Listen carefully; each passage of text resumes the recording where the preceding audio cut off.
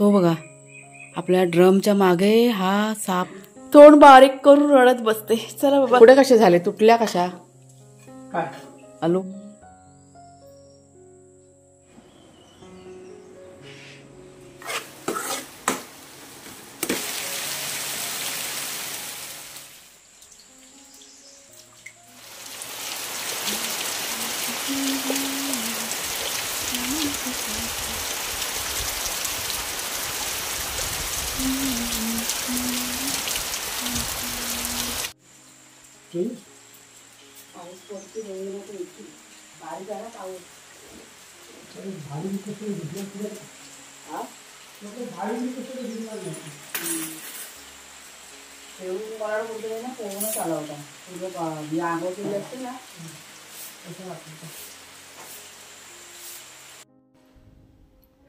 नमस्कार मित्रमैत्रिणींनो, मी प्रिया पवार आणि खूप खूप स्वागत करते साधा स्वयंपाक या आपल्या चॅनलमध्ये. तर आजच्या दिवसाची सुरुवात झालेली आहे पावसाने. आज आमच्याकडे सकाळपासूनच पावसाने भरपूर अशी सुरुवात केलेली आहे. रात्रीसुद्धा भरपूर असा पाऊस पडून गेला होता. चल वाग्या, तर घरात ये, चल पाऊस पडणार आहे. चला वाग्याला बघा घरात नाही यायचंय. आता आज त्याला सोडलं खेळायला. 2 दिवस तोंड पाडून नुसता. तेव्हा सगळं मला वाटतं कुठेतरी व्हाळ्यामध्ये डुबकी मारून आलाय वाटतं. चिकलाय पण अंगाला किती. नाही, कान स्वच्छ झालाय बघ. कान झालाय स्वच्छ. ते आता सुकलंय ना म्हणून त्याला बांधून ठेवलं. नाही तर परत ते कुठे जातील. त्याला घे जवळ घे. चल ये बेटा या. त्याला जरा गोड गोड बोलून ना आतमध्ये घेते. जखम आता बरी झालेली आहे. तर आज सकाळी सकाळी पूर्ण घर क्लिनिंग करायला घेतलं होतं. म्हणजे नेहमीच करतो, पण आज विशेष म्हणजे जे काही सामान वगैरे होतं ना हॉलमध्ये, किचनमध्ये आहे, मागच्या पडवीमध्ये, पुढच्या पडवीमध्ये सगळं सामान हलवून सगळं घर आम्हाला साफ करायचं होतं. तर सगळ्यात अगोदर आपली जी पुढची पडवी आहे ना ती साफ करून घेतली. तिथे काय बघा जास्त सामान नाही आहे, एकच टेबल फक्त आहे.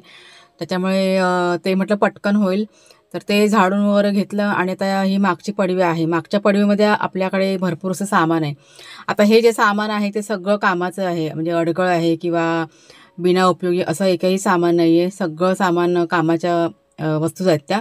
आणि जे काही अडगळ आहे ना ती सगळी काढून आहे ना, आपलं जे बाहेर बघा टॉयलेट आहे ना, टॉयलेटच्या बाहेर असं ठेवलेलं आहे. आणि आमच्या इथे असे भंगारवाले पण येतात. म्हणजे समजा ना महिनाभर किंवा 2 महिन्यांनी त्यांची फेरी असते. आणि त्यावेळेस मग जे काही अडगळ असेल, म्हणजे जे आपल्याला सामान नको असेल ते सगळं आम्ही त्यांना देऊन टाकतो.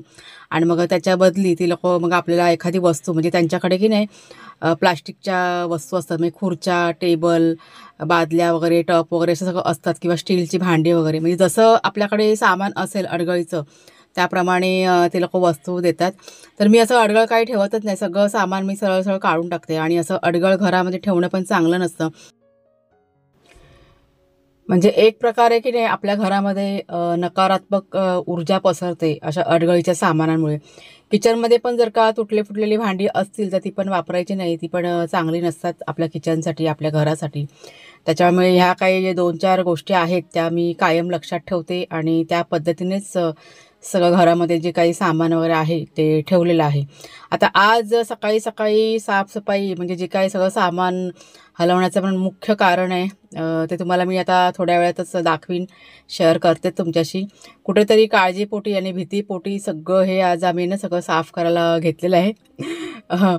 भीतीच म्हणेन मी, म्हणजे खूप अक्षरशः मी घाबरले होते कालपासनं. म्हणजे ही गोष्ट आहे मंगळवारी संध्याकाळची गोष्ट आहे. आता तुमच्याशी शेअर करू का नको असं मला सारखं असं वाटत होतं की तुम्ही पण घाबराल. जशी मी घाबरलेली आहे तसं मी तुम्हाला पण बघा भीती वाटेल. त्या उद्देशाने मी आधी विचार करत होते की काय करू. शूटिंग तर केलेलं आहे, पण दाखवू का नको. आणि खूप विचार करून की नाही चला तुमच्याशी पण थोडंफार मी शेअर करते.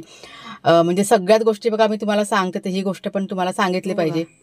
आपल्या ड्रमच्या मागे हा साप होता, पिल्लू आहे सापाचं. बाबा ते कुणालच्या बाबाने बघितलं तर चांगलं लांबच काय रे. बरं चल जाऊ दे, बाहेर जाऊ दे. ते नशीब लक्ष गेलं म्हणून बरं झालं. तर कुणालच्या बाबांनी मला ते दाखवलं साप आणि मी इतकी घाबरले. आणि ह्याच्या आधी पण म्हणजे मंगळवारच्या आधी मला वाटतं 2 का 3 दिवस आधी बाहेर एक सापाचं पिल्लू सापडलं. ते कुणालच्या बाबांनी पकडलं आणि त्याला बाहेर काढून टाकलं. म्हणजे हा दुसरा प्रकार झालेला आहे या 4-5 दिवसांमध्ये. त्याच्यामुळे म्हटलं चला तुमच्याशी शेअर करते. आता तुम्हाला प्रश्न पडला असेल की ते सापाचं पिल्लू काय केलं कुणालच्या बाबांनी. तर त्यांनी काठीमध्ये ते उचललं. आपल्याकडे लोखंडी भांडं होतं त्यात ते असं हे करून व्यवस्थित पकडून त्यांनी एकट्यानेच केलं. मी तर बाबा खूप घाबरलेले होते. त्याच्यामुळे मी काही जवळपास गेलेले नाही आहे. आणि ते त्याला बाहेर असं सोडून टाकलं. असं मारलं नाही त्या पिल्लाला सापाच्या. म्हणजे कुठेतरी बोलतात ना, मग त्यांची इच्छा पण नव्हती. ते असे मला म्हणाले की नाही माझी इच्छा होत नाही आहे त्याला मारायला आणि नको त्याने आपलं काही नुकसान केलेलं नाही आहे, आपल्याला काही इजा केलेली नाही, मग आपण त्याला का मारावं. म्हणून मग त्यांनी पकडून त्यांना बाहेर सोडून दिलं. मी आता तुम्हाला सांगते आजचा वार आहे गुरुवार आणि मंगळवारची ही गोष्ट आहे. 1-2 असं 3रा दिवस. 3 दिवस झाले मी मागच्या पडवीमध्ये जाणं टाळून दिलेलं आहे. म्हणजे खूप वेळा मी असं साप वगैरे बघितलेलं आहे आपल्या इथेच बाहेरसुद्धा. जेव्हा मी बघते ना अक्षरशः मी घाबरून जाते आणि त्या जागेमध्ये जवळजवळ 8 ते 10 दिवस मी पाय ठेवत नाही. सध्या आता 3रा दिवस चालू आहे. खूप मी घाबरलेले आणि खूप अशी भीती वाटते मला या गोष्टीची. पण नंतरला म्हणजे एक समजा 8-10 दिवस गेले की मग ती भीती की नाही आपोआप कमी होऊन जाते. आता बघा शेवटी आपल्याला इथे राहायचं आहे त्याच्यामुळे घाबरून काही उपयोग नाही आहे. भीती वाटते, प्रत्येकाला भीती वाटते. मी सुद्धा माणूस आहे त्याच्यामुळे थोडीफार भीती सगळ्यांना वाटतेच. पण थोडंसं म्हणजे आता मन आपलं घट्ट करायचं आणि पुन्हा जगणं चालू करायचं. आता इथे जंगलात राहायचं, गावच्या ठिकाणी बघा ह्या अशा गोष्टी होतातच. आणि आता कुणालचे बाबा की नाही जास्तच सावध झालेले आहेत. असे पण ते सावध असतातच. म्हणजे कुठेही काम करताना बागेमध्ये आहे किंवा घरामध्ये काय त्यांचं लक्ष बरोबर असतं. त्याच्यामुळे म्हणजे कधी-कधी मी दुर्लक्ष करते. मी माझ्या तालामध्ये असते काम करताना. मी ह्या गोष्टीचं भान ठेवत नाही की आपण राहतोय कुठे असं. मी बिनधास्त वावरत असते. पण त्यांना या गोष्टीचं बरोबर भान आहे. त्याच्यामुळे ते कसे मला एकटीला कुठं सोडत नाही जास्त. आता आड्यामध्ये जरी मला जायचं असेल ना म्हणजे आपल्या कंपाऊंडभोवतीच पण तर एक राऊंड जरी मारायचं असेल तरी पण ते माझ्या कुठे आजूबाजूला माझ्या भोवती असतातच ते. कुठेतरी भीती असते. आपल्या फॅमिलीची बघा चिंता असते की काही फॅमिलीला झालं तर कसं पुढे करायचं. त्याच्यामुळे मग त्यांचं लक्ष की नाही असतं खूप. मग काम कोण करणार. ही बघा इतकी फुलं आणलेली आहेत. चाफ्याची 2च निघाली. सर्व सुगंधी फुलं आहेत. पण आज काही फुलं देवाला घालायची नाही आहेत. ही आता अशीच आम्ही ठेवणार इथे हॉलमध्ये. सुगंध असा दरवळत राहील. मग कुठे ठेवू. इथे ठेव टीव्हीच्या इथे ठेव. वाराला गेलं सुकू दे पहिला त्यांना. सुकली किंवा वारा पिकत खूप हवा हे पिकत सुगंध टाकतात. अजून ओळसावर आहे त्यांच्यात. तर राहू दे एक साईडला. म्हणून तर फॅन लावला नाही. जाईची फुलं भरपूर आहेत बघा. ही ना जाईची फुलं आहेत. मला एका ताईंची कमेंट आली की ही फुलं कसली आहेत. निलिमा पण बोलतात तिला. हां जाईचं मला. आणि हिंदीमध्ये मला वाटतं चमेली म्हणतात. हां सुगंध खूप मस्त ह्या फुलांचा. आणि ही आहे ना ही जुईची फुलं आहेत बारीक. ह्याचा सुगंध एकदम मंद मंद असतो आणि ह्याचा सुगंध थोडंसं असं हा सुगंध असं भरपूर असं पण छान वाटतं. आणि हा आपला चाफा तर सगळ्यांना माहितीच आहे. चाफ्याचा सुगंध सगळ्या सुगंधांना हे करून टाकतो.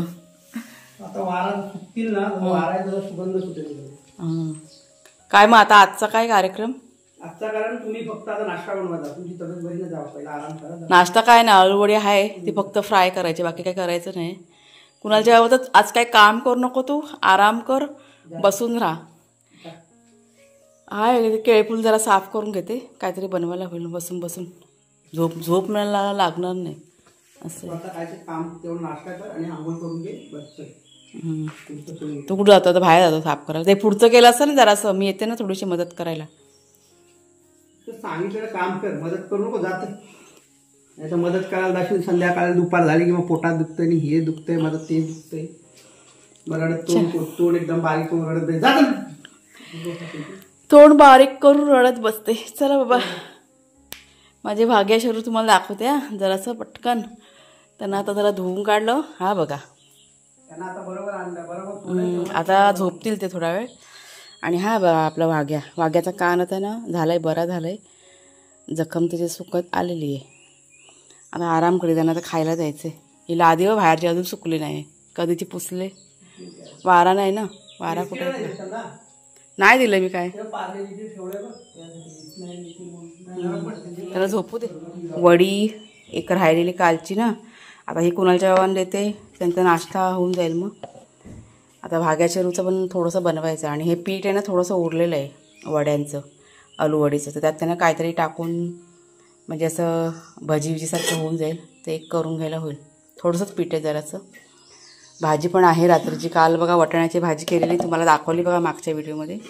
थोडीशी जास्तच करते कारण आवडते ना आम्हाला. तरी बघा भाजी आहे आपल्याला, असं असतं. चला हे बघा, हे केळफूल काल काढलेलं, काल काही वेळ नाही मिळाला म्हणून आता बसून बसून साफ करून घेते. काहीतरी बनवायला नको, पक्कवू नको काय. केळफूल बघा साफ करून झालंय. पाणी टाकून ठेवते केळफुलामध्ये, संध्याकाळी मग ना बघू. काळं पडतं ना, काळं पडतं ते राब पण नाही असतो त्याला. आणि इथे आमच्याकडे कुणालच्या बाबाने आलू वडा फ्राय करून टाकलेत. तुकडे कसे झाले, तुटल्या कशा काय आलू वडा, तुटल्या कशा? बारीक पातळ कापल्यात. हां मग ते वाजते, बरोबर कटिंग नाही केलं. मला पातळ कापड. चला. तर गेले 2 दिवस झाले माझी की नाही तब्येत ठीक नाही आहे. त्याच्यामुळेच कुणालचे बाबा मला सारखे ओरडत होते की तू काम ठेव बाजूला आणि आराम कर, आराम कर. पण घरामध्ये असं सगळं पसारा ठेवून बसायचं मला काही ते जमत नाही. त्याच्यामुळे रोजचं जे काही माझं काम होतं ना ते मी करून घेतलेलं आहे. आता राहिला प्रश्न नाश्ताचा. तर नाश्ता आलूवडी बघा कुणालच्या बाबांनी पण म्हणजे स्वतःच त्यांनी फ्राय करून घेतली. आणि पपई पिकले होते आपल्या बागेतले, तुम्हाला बघा मागच्या व्हिडिओमध्ये दाखवले काढताना. 2-3 तयार झाले होते, ते कटिंग करून असे घेतले. त्यात थोडंसं चाट मसाला टाकला. फक्त चाट मसाला टाकला ना तर इतके भारी लागतात ना हे पपई.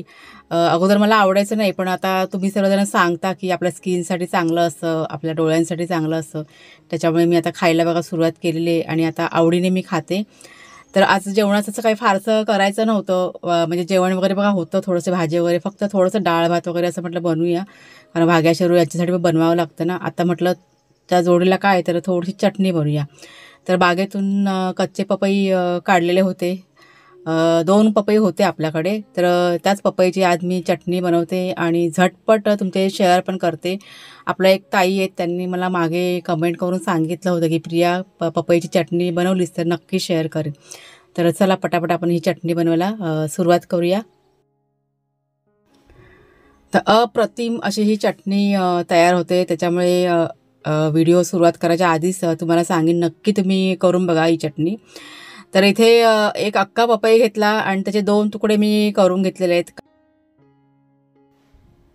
पूर्ण पपईची चटणी ना आमच्यासाठी भरपूर अशी होईल, त्याच्यामुळे म्हटलं अर्धा पपईची चटणी करूया. गॅसवरती जाळी ठेवली आणि पपई आहे ना तो भाजायला ठेवला. म्हणजे आपण वांगा कसं भाजतो बघा त्या पद्धतीने हे भाजून घ्यायचं आहे. आतल्या साईडनी पण भाजायचं आणि बाहेरच्या साईडनी पण चांगलं असं भाजून घ्यायचं.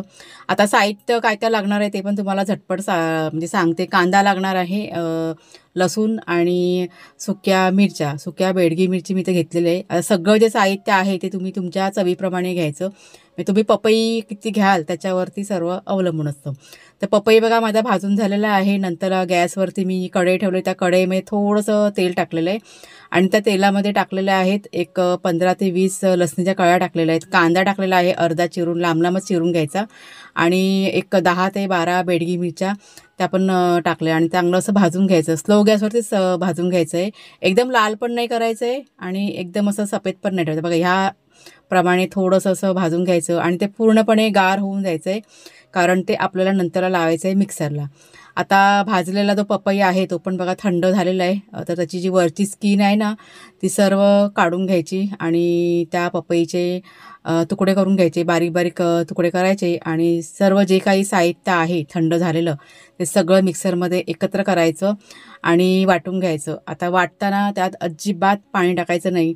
जर का असं वाटलं की नाही वाटलं जात नाही आहे तर चमच्याने साईडने ना हलवत राहायचं. तुमच्याकडे जर का खलबत्ता असेल दगडी तर त्याच्यात तुम्ही केलात ना तरी पण चालेल. आणि थोडंसं जाडसर करायचं, एकदम बारीक अजिबात नाही वाटायचं. थोडं असं जाडसर ठेवायचं म्हणजे खाताना ती चटणी आहे ना अशी तोंडामध्ये की नाही जाडसर असेल ना की मस्त लागते, चवीला एकदम भारी लागते. त्याच्यामुळे असं तुम्ही वाटून घ्या. आणि नंतर आता हिला म्हणजे चटणीला फोडणी घालायची. तर कढईमध्ये की नाही पुन्हा मी थोडंसं तेल टाकलेलं आहे आणि त्या तेलामध्ये सगळ्यात आधी टाकायचं राई टाकायची आहे आपल्या चवीप्रमाणे. नंतरला कढीपत्ता टाकायचा आहे, हिंग टाकायचं आहे आणि जिरं टाकायचं थोडंसं. चांगलं असं थोडंसं परतून झालं की ही जी चटणी आहे ना ती टाकायची वाटलेली आणि 1-2-3 मिनटं जरा परतून घ्यायची. स्लो गॅसवरतीच सगळं करायचं आहे. आणि जराशी परतून झालं की त्यात आपल्या चवीप्रमाणे मीठ टाकायचं. मीठ टाकल्यानंतर पुन्हा एकदा एखाद मिनिटभर असं परतून घ्यायचं की आपली ही जी चटणी आहे ती तयार झालेली आहे. आता ही जी चटणी आहे ना तुम्ही कशावर पण खाऊ शकता. तुमच्याकडे जर का भाजी नसेल तर भाकरी, चपाती, डाळ भात आहे याच्यावर अप्रतिम लागते किंवा डोसे वगैरे बघा आपण बनवतो ना त्याच्यासोबत पण एक नंबर लागते. त्याच्यामुळे नक्की तुम्ही ही चटणी की नाही ट्राय करून बघा आणि सांगा एवढा कशी पाऊस झाली ती. पडतो इथे, खूप पाऊस पडतोय, थांबत नाही पाऊस. आणि हे बघा याने काय केलं नाही, हे बघा गुंड्या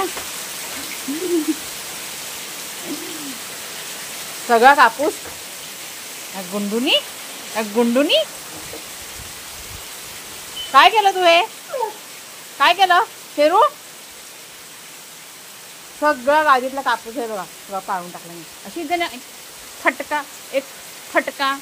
हे माझे पोर छान आहे, हे माझे गुंडे छान आहे. लबाड लबाड. हां हे काय केलं सगळं? काय केलं? थांब थांब थांब. तर ह्या ज्या खोड्या आहेत ना शेरूच्या त्या रोजच्या आहेत.